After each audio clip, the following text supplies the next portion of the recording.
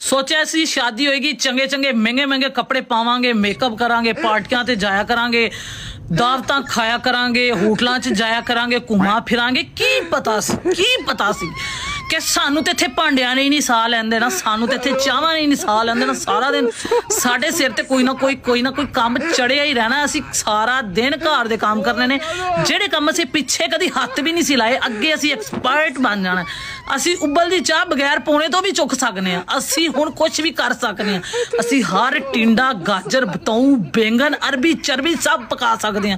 ਉਹ ਜਿਹੜੇ ਖਾਬ ਦੇਖੇ ਸੀ ਉੱਤੇ ਗਏ ਚੁੱਲ੍ਹੇ ਦੇ ਵਿੱਚ, ਹੁਣ ਜੋ ਕੁਛ ਸਾਨੂੰ ਖਾਬਾਂ ਨੇ ਦਿਖਾ ਦਿੱਤਾ ਹੋਇਆ, ਸਾਡੀਆਂ ਤੇ ਅੱਖਾਂ ਖੁੱਲ ਕੇ ਬਾਹਰ ਆ ਗਈਆਂ ਹੋਏ ਨੇ। ਮੇਕਅਪ, ਪਾਰਟੀਆਂ, ਕੱਪੜੇ ਤੇ ਵੜ ਗਏ ਚੁੱਲ੍ਹੇ ਦੇ ਵਿੱਚ। ਹੁਣ ਮੈਨੂੰ ਕੋਈ ਟਿੰਡੇ ਹੀ ਪਕਾ ਕੇ ਦੇ ਦੇ, ਮੈਂ ਚੁੱਪ करके खा लांगी ते उही भी नहीं करांगी। पिछे तो मैं कदी टिंडे घर च वड़न ही नहीं सी दिते हैगे। हुण दे हालात ते पहले दे हालात बहुत ज़्यादा बदल गए।